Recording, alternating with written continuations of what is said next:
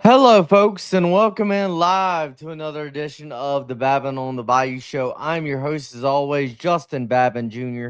It is another hump day edition of the Babin on the Bayou show, Wednesday afternoon, Wednesday, March 18th, 2026. Thank you for tuning in to another edition of the show. We got a lot to cover on the show today. Going to talk about LSU Baseball's win at home last night in the box, beating Grambling by a final score of 7-1. We'll also look ahead to the Tigers matchup this weekend in the box against Oklahoma. Oklahoma is a top 10 team currently in the D1 baseball top 25. We'll talk about that, maybe take a first glance at that. There's also other things going on we haven't really talked about much over the past couple of weeks outside of LSU baseball, but of course, women's basketball plays Jacksonville in the first round of the NCAA tournament Friday at 5 p.m. in the PMAC. Then there's also LSU football is 6 days away now from the start of spring practice. So we might talk about those two things, women's basketball and a little bit of football towards the end of the show if we have the time. But I thank you folks as always for tuning into the show. Before we get into the baseball content, want to tell you as always about our friends over at Shield Heating and Cooling, the best AC company in the business today. Remember, if you call the team over at Shield Heating and Cooling today at that number 225-46 Bayou, 225-46 Bayou, BAYOU, you will receive your completely free to you, giving it away completely free to you, completely free AC system clean and check for every AC system in your home, courtesy of our wonderful friends over at Shield Heating and Cooling. Again, that number is 225-46 Bayou, BAYOU, courtesy of our friends over at Shield Heating and Cooling. Okay, let's get into it. Got a lot to cover, so we'll start with LSU baseball defeating Grambling at home in the box last night by a final score of 7-1. Thank you, folks, as always, for tuning into the show. I see some of you have, tuning in this show. I appreciate it. But anyway, last night, overall thoughts.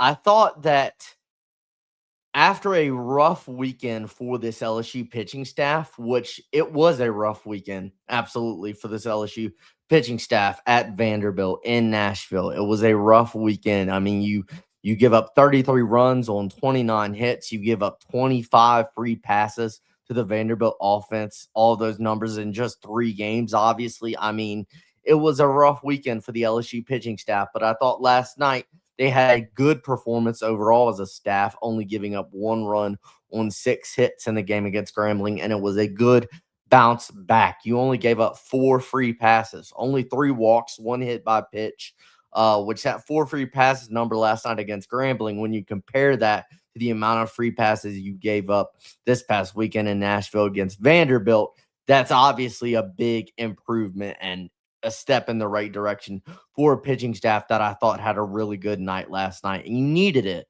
after how you played in Nashville. Freshman Reagan Ricken got the start. Reagan Ricken did not give a run pitching, did not give up a run in the first inning. He pitched in the first inning, didn't give up a run, did deal with some traffic on the bases, but Ricken got out of it and didn't give up a run in the first inning. Grant Fontenot came in the game with no outs in the second inning after Ricken walked the leadoff batter to start the second inning and then gave up a single after that walk. But Grant Fontenot came in the game with no outs and 2 runners on in the second inning. And Grant Fontenot pitched the second and the third inning, and Fontenot was really good. Fontenot pitched really well coming in again with those 2 runners on and no outs in the second inning.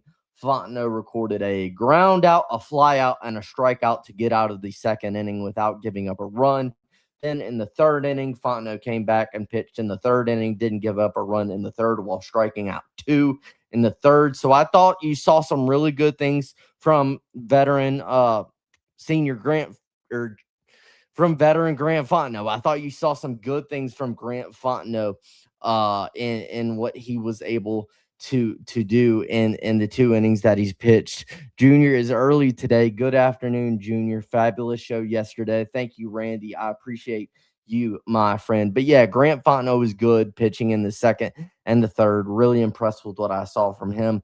The only pitcher that kind of struggled and gave up a little bit was Dax Date. Date came in the fourth, and he did give up a run on two singles. Date did in the fourth, and he was taken out with 2 outs in the fourth after giving up that run.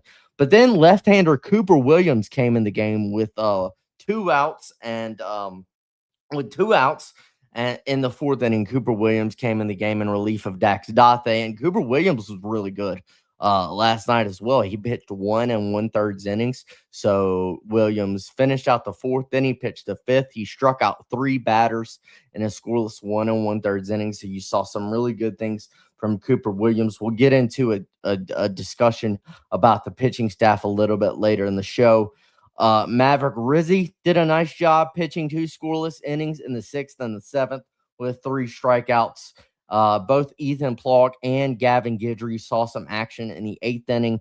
And then freshman Marcos Paz closed it out for the Tigers in the 9th while recording a strikeout. So again, you only give up 1 run on 6 hits as a pitching staff last night. Good numbers put up by this LSU pitching staff in a bounce back performance after the rough weekend that the Tigers had in Nashville. When you look at it, let's see. Yeah, only gave up 4 free passes in the game, which is better, way better than you did in Nashville against Vanderbilt this past weekend. The offense didn't produce as much as I had hoped they would coming into this game. I mean, the Grambling pitching staff had a team ERA over 9. They had given up double-digit runs in 11 of the 18 games they had played this season coming into the game in the box last night. And I thought overall you had a pretty solid, pretty good weekend in Nashville, scoring double-digit runs in Game 1 and in Game 3. So I thought you had a good offensive weekend in Nashville, and I was hoping that would carry over into Tuesday night against Grambling, but it was a little sluggish offensively when you look at it. I mean, the Tigers only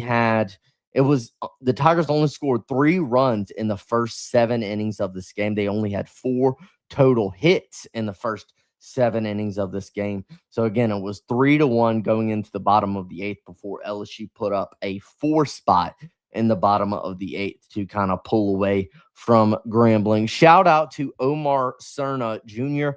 I like what I've been seeing out of Omar Cerna at the plate lately. Of course, he had his first homer as a Tiger last Tuesday in that game against Creighton. He hit that grand slam against Creighton that gave the Tigers back the lead after they had been trailing to begin that game.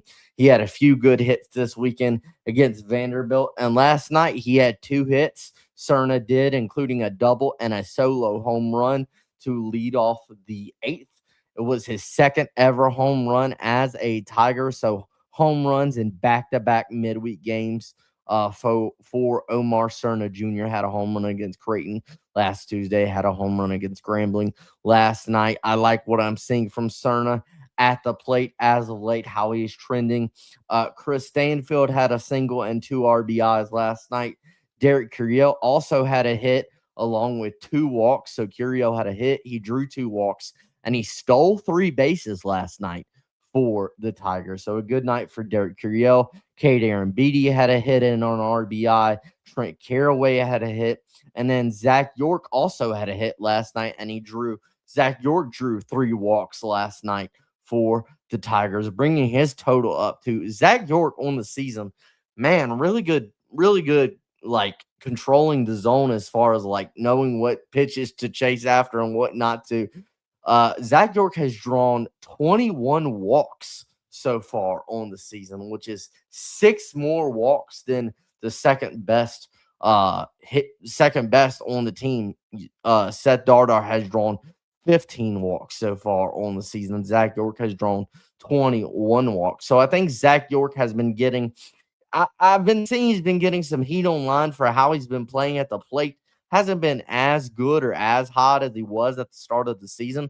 But still, I mean, drawing 21 walks drawn through 22 games on the season, you got to give him some credit for getting on base and having a good eye. Give Zach York some credit for that, man. 21 walks on the season, leading the team.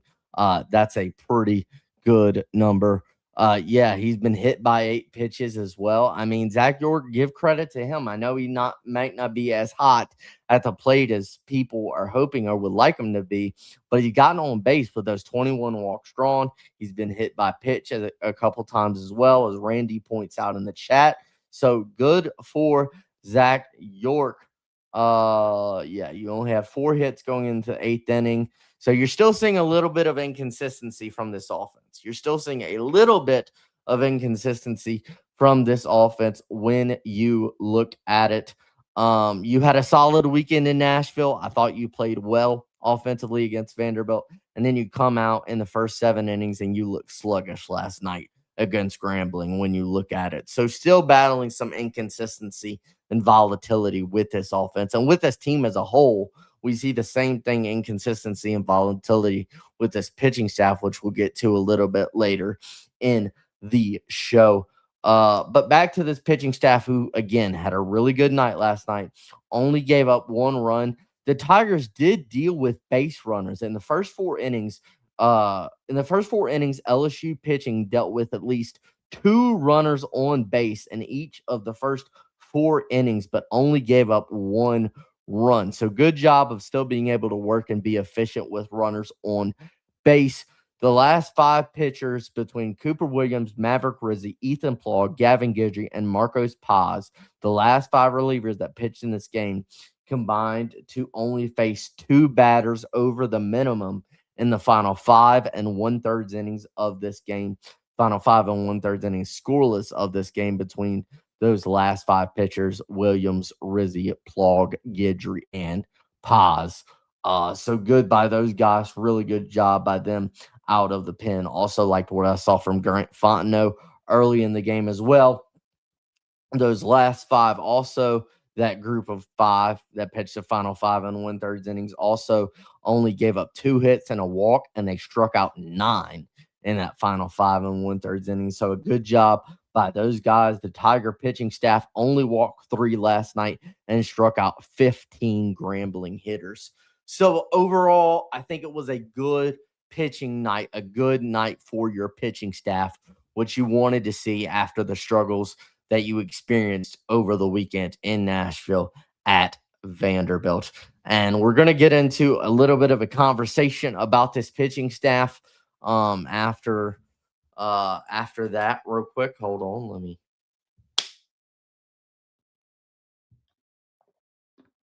All right, let's get into a conversation about the LSU pitching staff.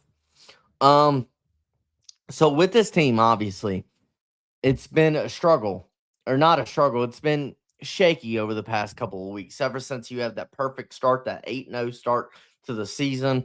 Ever since then, I mean, you started 8-0 and now you're 15-7. So when you look at it, it's been up and down a little bit for the Tigers as of late when you look at it. And we talked a lot about this offense, the inconsistency from this offense.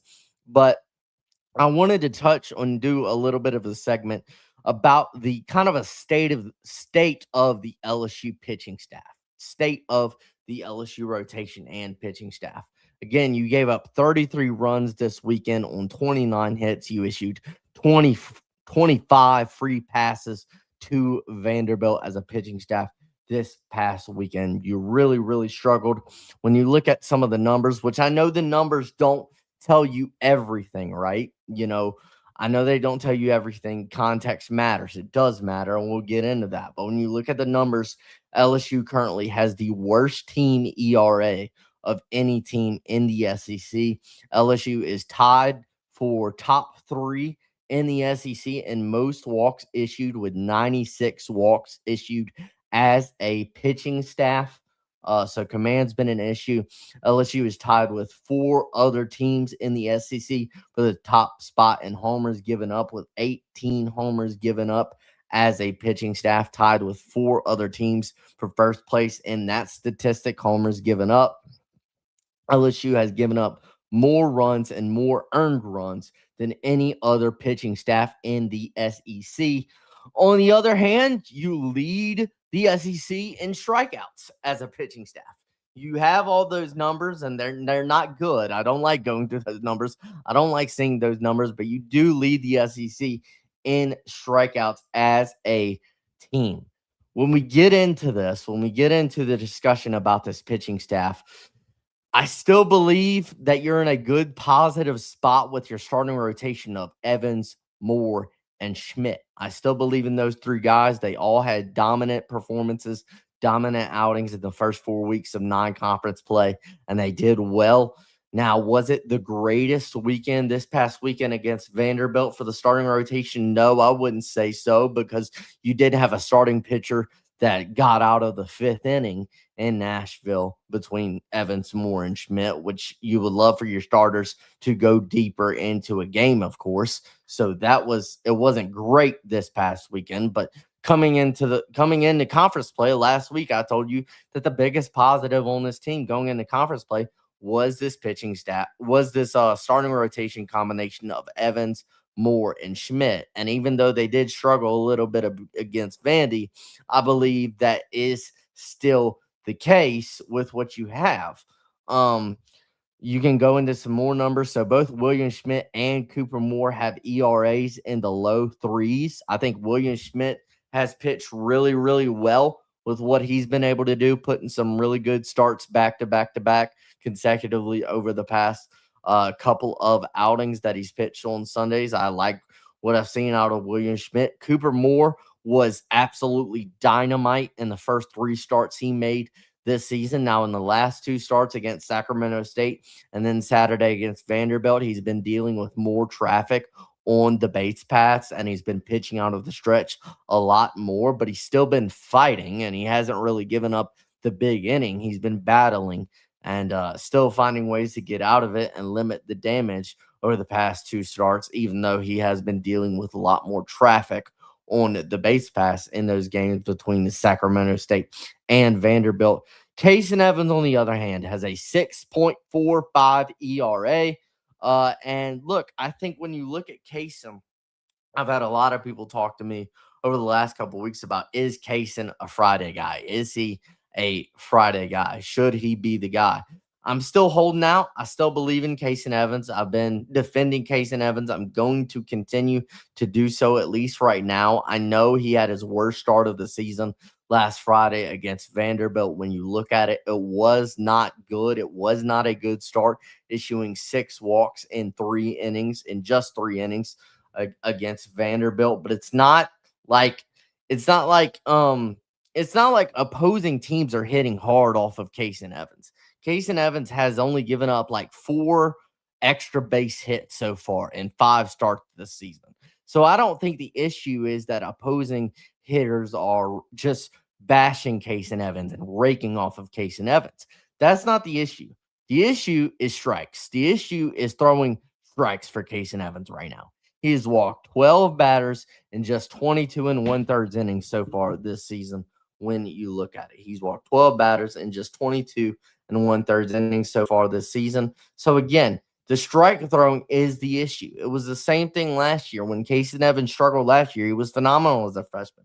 When he did struggle last year as a freshman, it was because of command. It's the same thing this year. He's got to come in and be able to throw strikes and command the strike zone. When he does that, we saw how good he was when he had good command against Sacramento State and retired the first 15 Sacramento State batters he faced and was perfect through 5 innings of that game. So I don't think the issue is that opposing teams are just raking off of Kason Evans and seeing him well. He's just got to go out there and throw more strikes and command and control the zone better.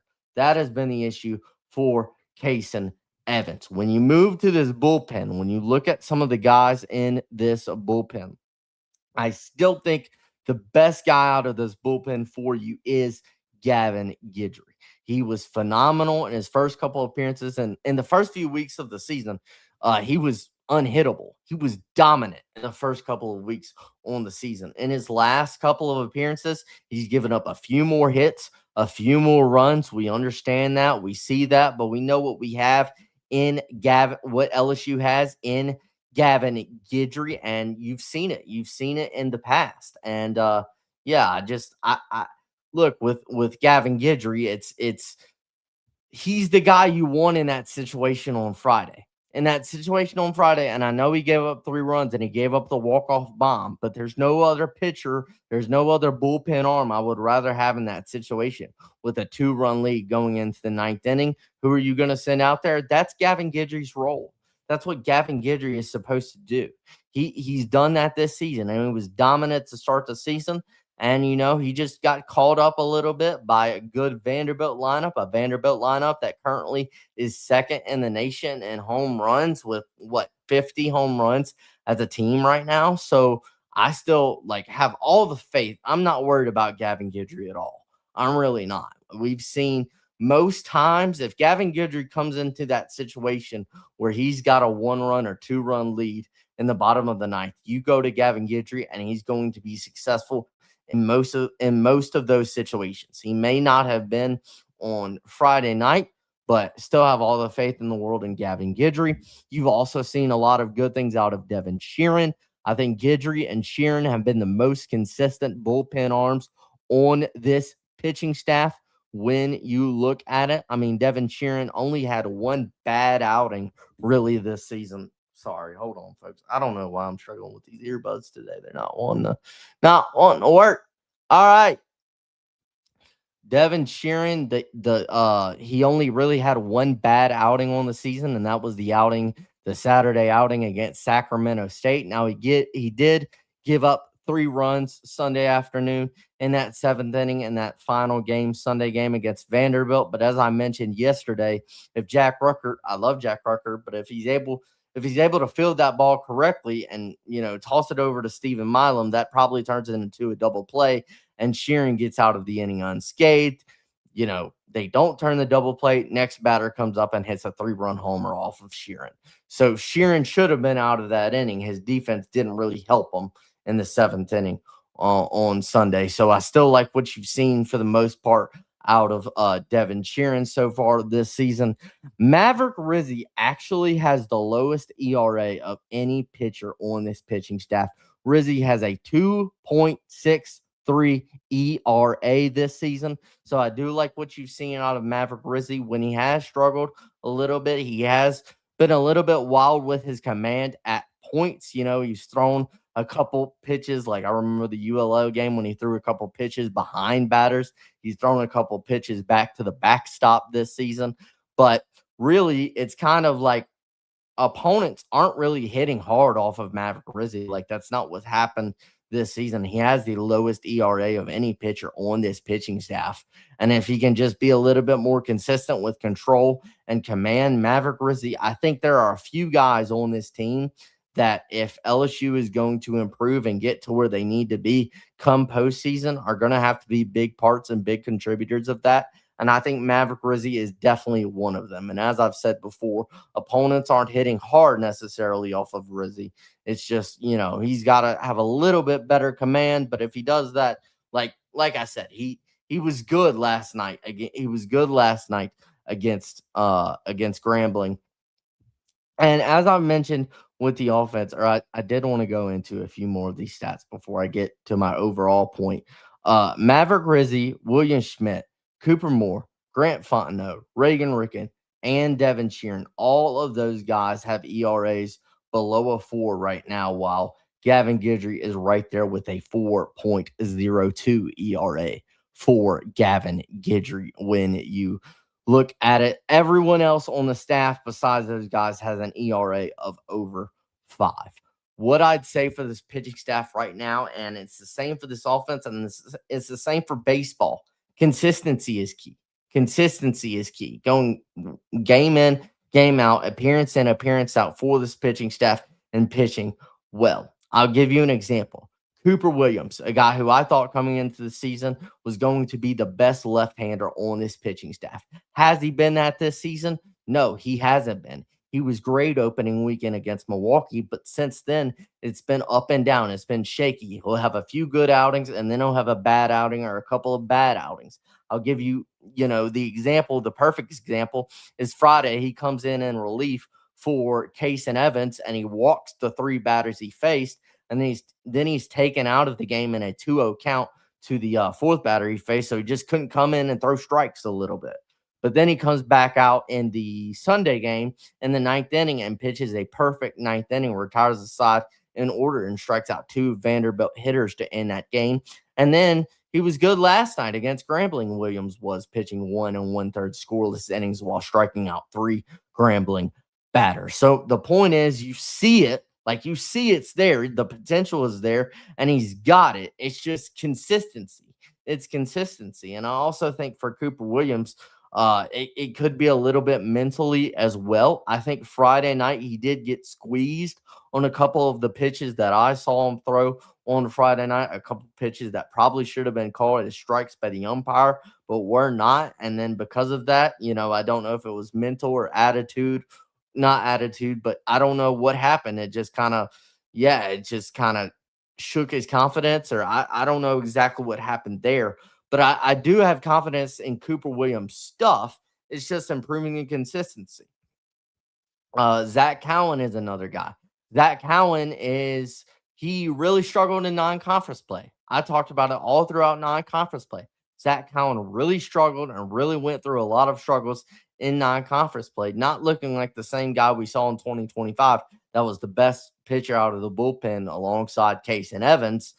They were the 1-2 punch out of the bullpen for you last season. Zach Cowan wasn't good in the first 4 weekends of non-conference play, first 4 weeks of non-conference play to begin 2026. But then he comes back, he comes out Friday in the first game of SEC play against Vanderbilt, and really he was the best pitcher for LSU on Friday. He pitched 3 1/3 scoreless innings, and he looked great, and he was able to command his slider, was able to command his changeup and all of that, and he really calmed it down and allowed LSU to get back into that game late. Zach Cowan on Friday for the first time this season looked like the old Zach Cowan that we saw last season in 2025.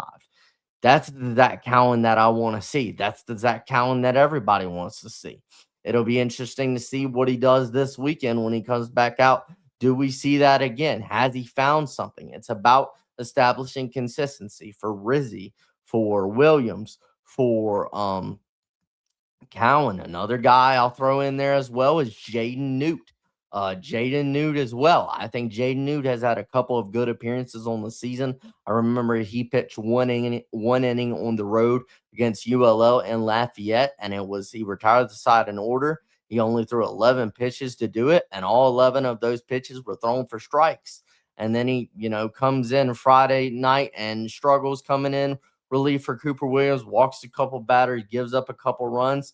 And you've seen it with Jaden Newt, like you've seen it in the past with him as a pitcher. It's just establishing consistency, and who is going to consistently step up in SEC play week in and week out for this pitching staff. A couple of other lefties. I like Ethan Plog as a guy that Ethan Plog was great. Remember that Saturday appearance he had against Sacramento State where he was awesome.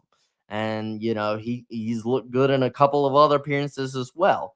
And then on Saturday, he comes in and gives up a couple runs, gives up a 3-run bomb in relief for Cooper Moore, and really struggles on Saturday. Another lefty I'll throw in there is Santiago Garcia. Now, I do like majority of what I've seen this season from Santiago Garcia. I do like Garcia. I do think what he's been able to do has been impressive. And I do think even though the numbers he might have a high ERA or whatever, but when you look at it, my eyes tell me Santiago Garcia is going to have a larger role on this pitching staff as you go forward in SEC play, because I do think that he has pitched well lately also. So you have talent, you have the guys on this pitching staff that are there, that can contribute, that can be really good for you. The problem is just establishing consistency. I think Gavin Guidry has been consistent for most part of this season. So has Devin Sheeran. Maverick Rizzi has the lowest ERA of any guy on the team. But I'm looking at Jaden Newt, Zach Cowan, Cooper Williams, guys like that. Some of these other guys, some of these other lefties as well. We know these guys have it and they can do it because all of these guys we've seen have good appearances this season. It's just stringing those along as far as can you pile one good appearance on top of the other and really develop into a consistently good arm for this bullpen. Last thing I'll say in the pitching staff discussion is I trust Jay Johnson and Nate Yeske.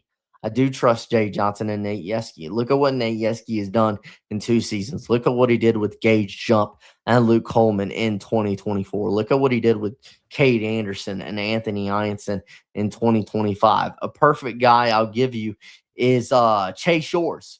Chase Shores in June of 2025 was not the Chase Shores that we saw in March of 2025.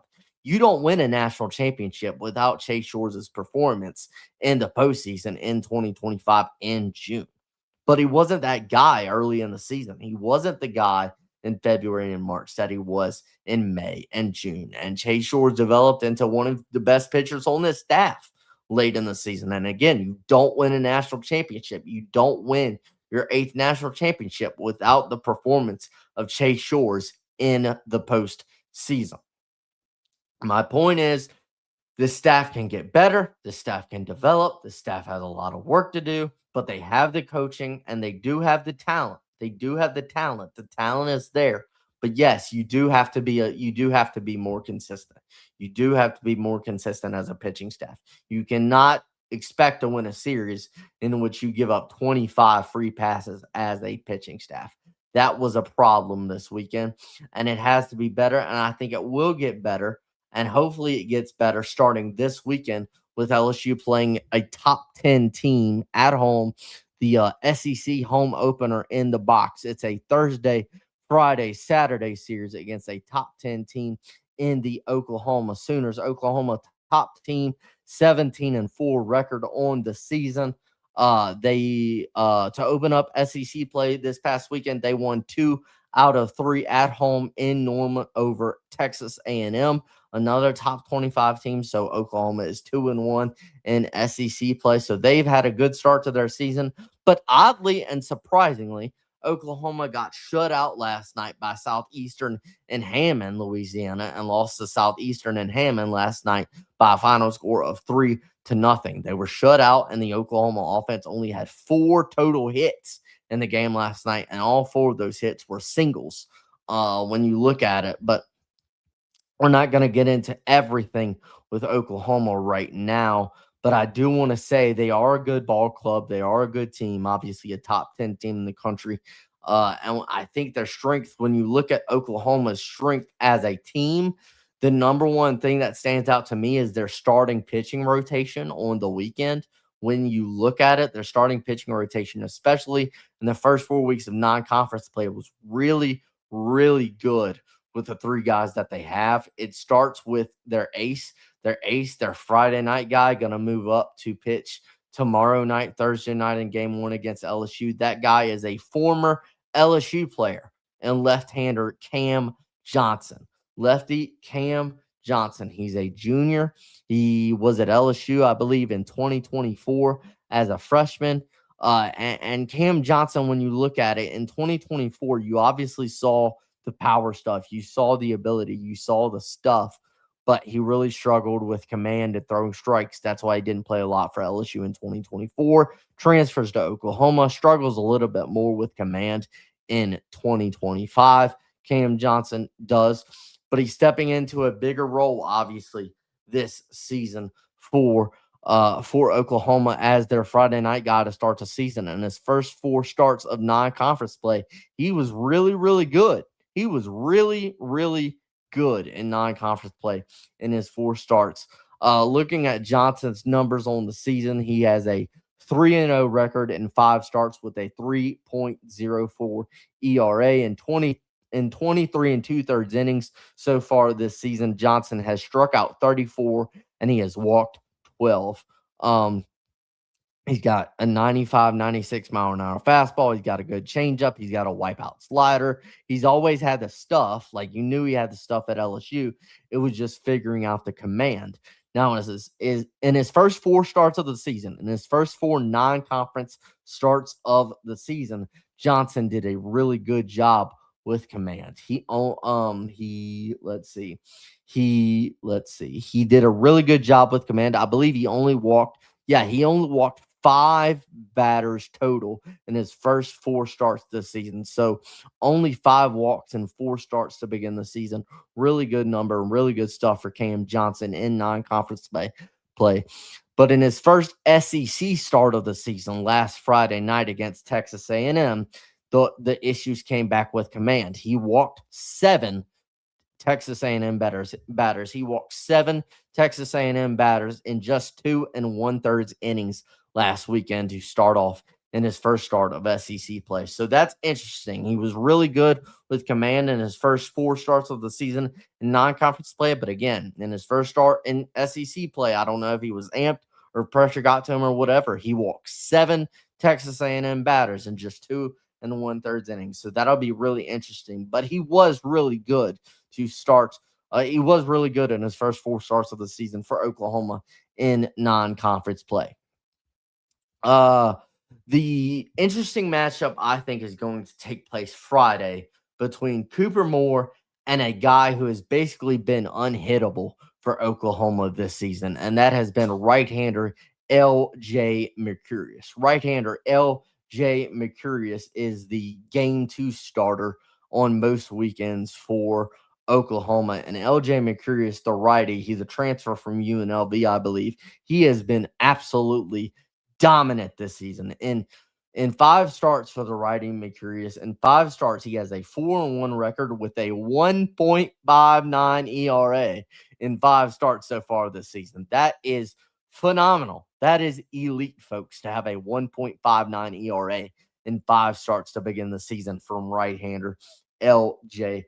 Mercurius. When you look at his numbers, he has struck out 41 and only walked 8 in 28 1/3 innings so far this season for right-hander L.J. Mercurius. So again, 1.59 ERA in 5 starts thus far this season. He has been lights out for Oklahoma, and I'm looking forward to that matchup. I'm looking forward to Cam Johnson coming back to the box on Thursday night, pitching against Casey Evans and pitching against the LSU lineup. But the matchup between Cooper Moore and right-hander L.J. Mercurius, who has been absolutely phenomenal to start the season, that is going to be one to pay attention to. And then the usual game 3, the usual Sunday starter for Oklahoma has been left-handed freshman Cord Rager, lefty Cord Rager. Let me look at his numbers. Cord Rager in 5 starts this season has a 2-1 record with a 4.71 ERA.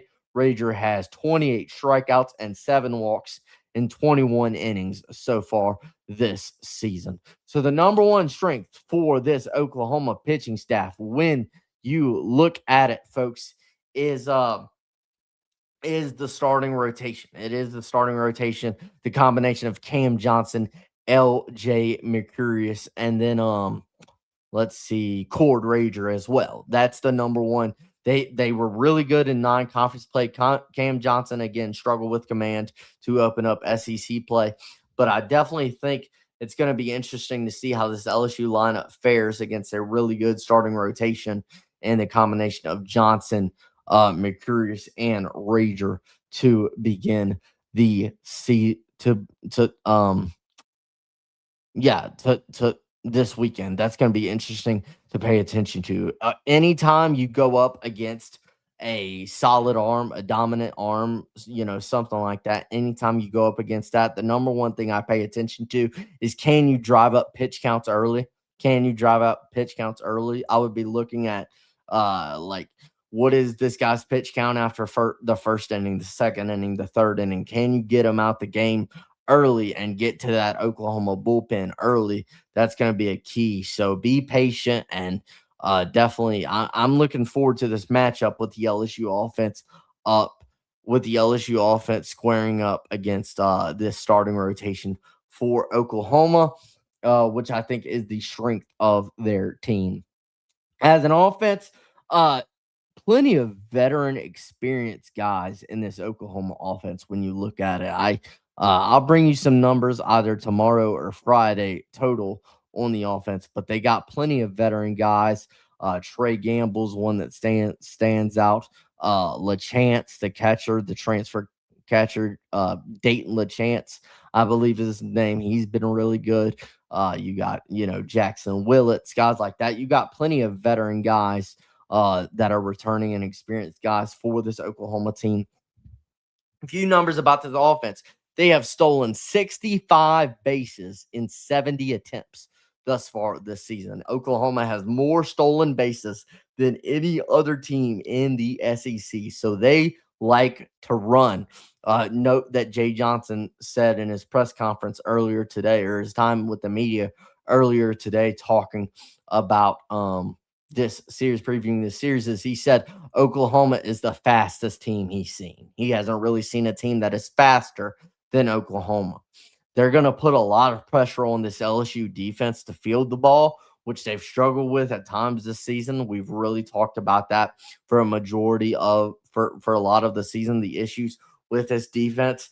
Interesting to see Cade Arambidi and Omar Cerna behind the plate going up against a team that has the most steals of most stolen bases of any team in the SEC, with 65 stolen bases in 70 attempts thus far this season. So the speed of Oklahoma, their quickness on the base pass and as a team stands out. So expect them to put a lot of pressure on this LSU defense to field the ball this weekend.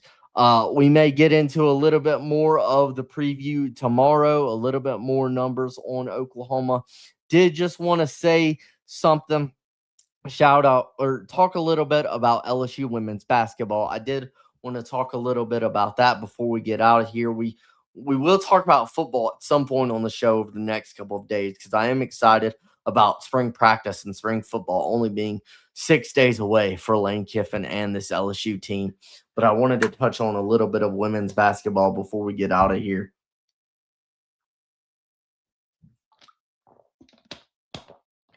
All right. LSU women's basketball is a 2 seed in the NCAA tournament. They will play the 15 seed Jacksonville Dolphins Friday afternoon at 5 p.m. in the first round of the NCAA tournament. In the PMAC, again, that game is at 5 p.m. in the PMAC Friday afternoon. LSU women's basketball Kim Mulkey squad finished the season 27-5 overall in the season, finished 12-4 in SEC regular season play. LSU won their last 5 SEC regular season games before losing another close one to South Carolina in the SEC tournament. A few numbers on Jacksonville.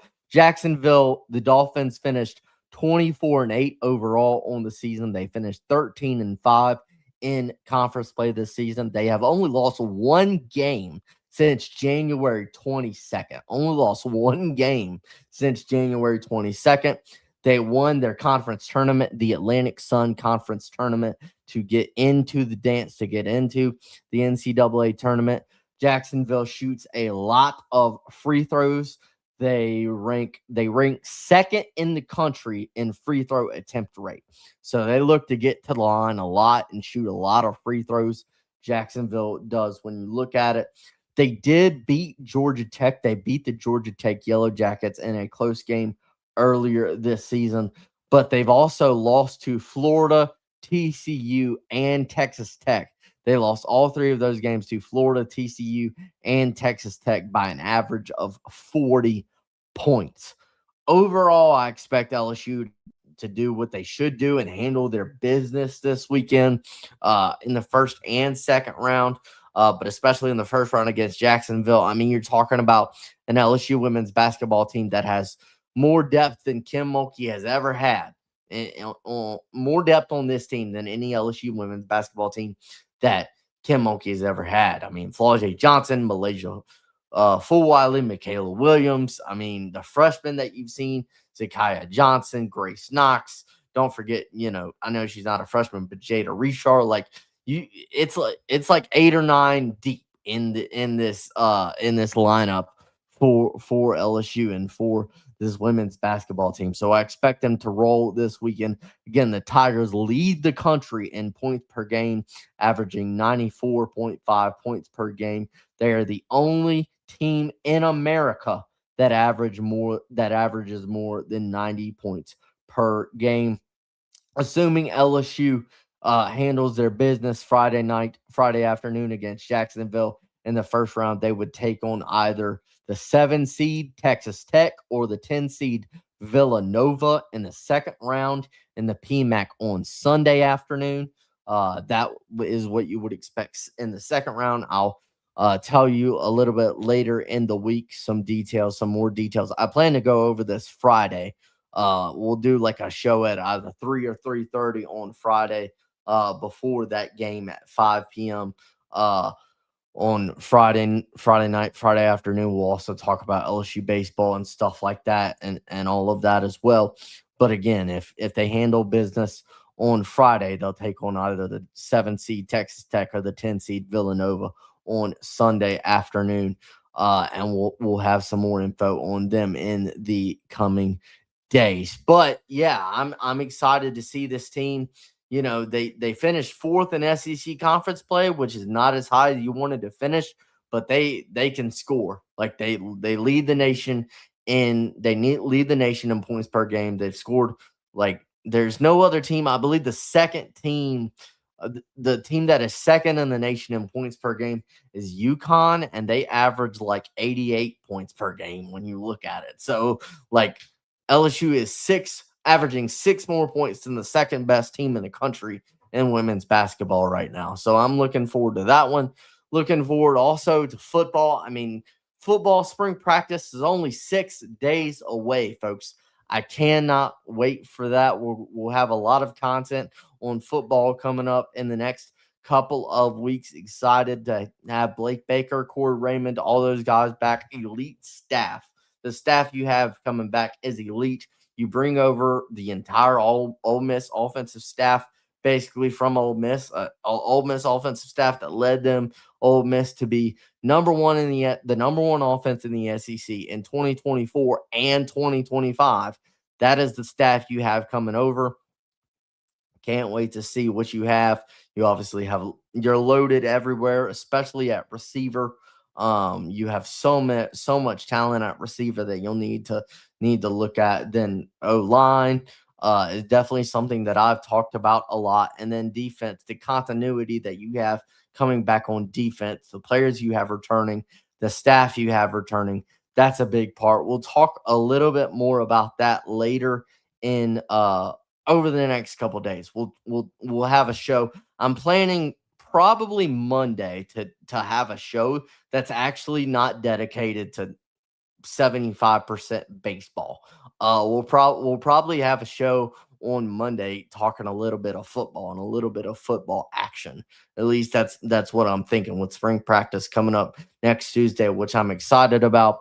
Let's get to the comments a little bit here before we get out of here. What's up, Justin? What's up, AP, my friend?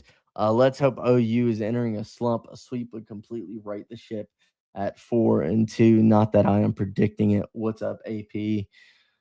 York stays on base. Let's hope we get Wild Cam and not Ace Cam is Saturday guy now. Yeah. I missed the discussion. On. Oh, well, I'm sorry, Randy. Thank you, my friend. Let's see. Good to hear Saturday night guy sounds like he's having an even better season than Cam. If Cam's stuff is good and his location is on point, it will be a pitcher's duel as long as we are pitching. Case and Evans is due. Yes, he is. Loving the emphasis on baseball and women's basketball. It's that time of year. What's up, Babin? Sorry I'm late, brother. At work, getting in my way of my real work on here. Ha ha ha. Paul, I would suggest, brother, that you go back and tune in to the first 30 minutes of this show where we talked all about LSU baseball, because I noticed your first comment came like 5 minutes after we ended the baseball discussion. So just go back and watch it, brother. But thank you folks so much for tuning in. Plan to be back at some point tomorrow. But I'll let you know what the plan is for tomorrow. Keep tuning in to me on X, on Facebook, on TikTok. I'm YouTube. I'm everywhere, folks. So excited for everything we got coming up. Obviously, love interacting with the guys I've been interacting with lately. Paul, I mean, just a great show Paul did today for his Walk It Off podcast. Tune into that. You had with Warm Soda Films, the guy who did the phenomenal Walk It Off documentary for LSU Baseball in 2023, and then he did the Tough and Together documentary for LSU Baseball's national championship in 2025 that was released. So that was a great interview that you should definitely go back and listen into. Then you like AP with timeouts and tangents, with David Billiot and Zach Nunez with Go Deep Dive. All of those guys do a great job and interacting with them and growing in friendships and relationships. It's been great. But again, I thank you folks as always for tuning into the show. Thank you so much for the kind words, brother. Of course, my friend. Of course, a lot of good people out there and growing in community, and we're building, folks. We're building. We are building, folks, and I'm glad to be a part of it. And I thank you so much for tuning in to this episode of the Babin on the Bayou Show. Thank you so much. As always, want to tell you and your family, God bless. Hope you're doing well. God bless. Have a great day and go Tigers, baby. Have a great one. Justin Babin